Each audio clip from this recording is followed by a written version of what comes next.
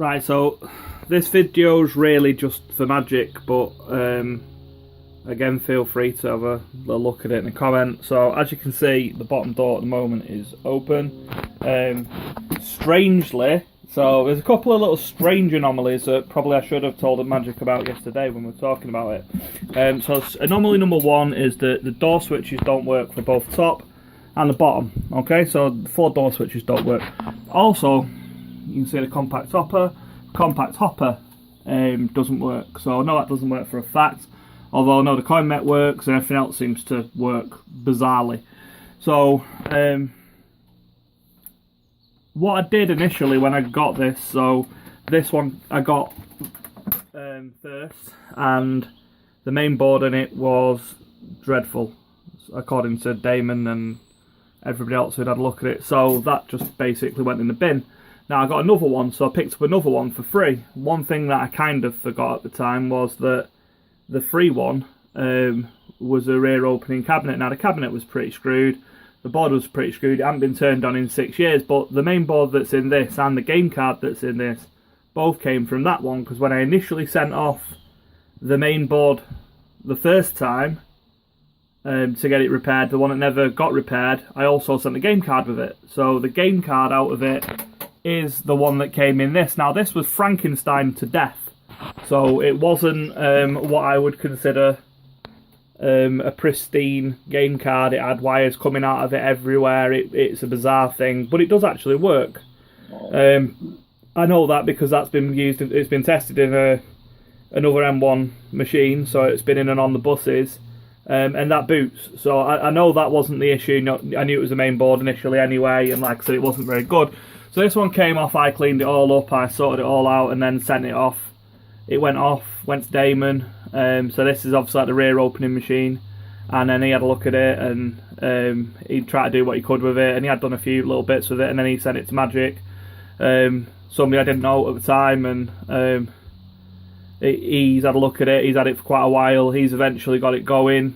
Yeah, so it does boot, and we all know it does. Then we get bizarre errors, and they're like proper head scratchers. So my natural course of action when I can't figure something out myself is to contact people I know, who are friends of mine, people that repair stuff for me, people that I just chat to online, people who know me, and yeah, ask them why my machine does that. So I'm going to boot it up anyway. Let's just get it booted up. So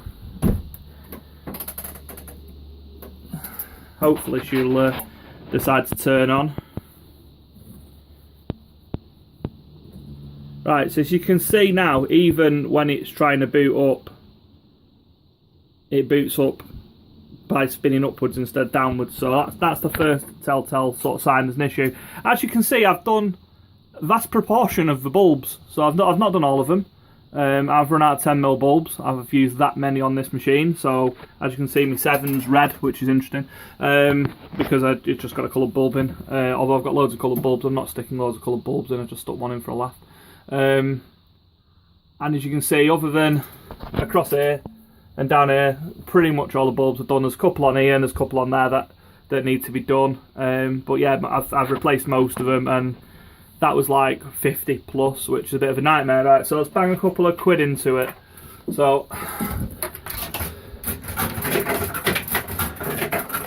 as you can see, it backed both of, if you're here maybe, it backed both of the pounds, so it thinks it's full now. I know there's no battery on it, and I know, and it can't possibly know whether it's got money in it, surely, I don't know.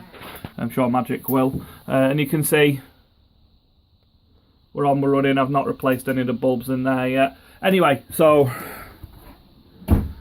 we then press start. Now you will hear a couple of little sound anomalies and a couple of little pauses as well, and I'm guessing that's now linked because Magik's figured out what the problem is. So press start, and you can see the reels are spinning up instead of down, which is the weirdest thing I've ever seen. So yeah, so first thing, and obviously that I've got a feature board. Brilliant, I've got a feature board. Tell me how those reels for a feature board. I'll be impressed to know. Anyway, right, so I got on the board, blah blah blah. I've not got sound connected, by the way, so let's just do searchlight. That was a really shit shot because I'd crossed hands, but anyway, not to worry. So anyway, it plays around the board as normal, does everything it should do.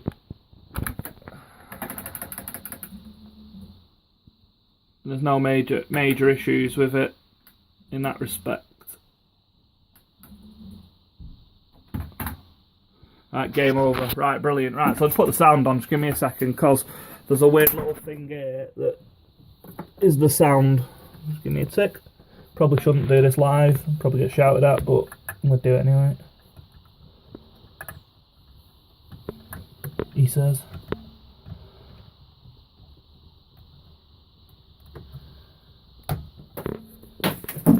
Right, so we should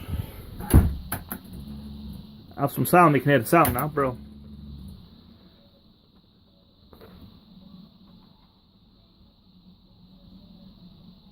Yep. Right, so that's giving me a let them spin for something. God only knows what feature.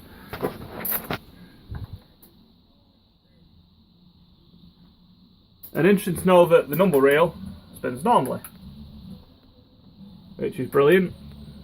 That's one thing that does what it's meant to do. Out of everything. Bringing back any memories for anyone. You was fine, got you. Right, anyway, so point being that something as simple, and like I said, loads of people were asked and they were all saying, oh, motherboard, switches, blah blah blah blah blah blah blah blah blah, and nobody could even figure out remotely what it was. We all made like our own suggestions.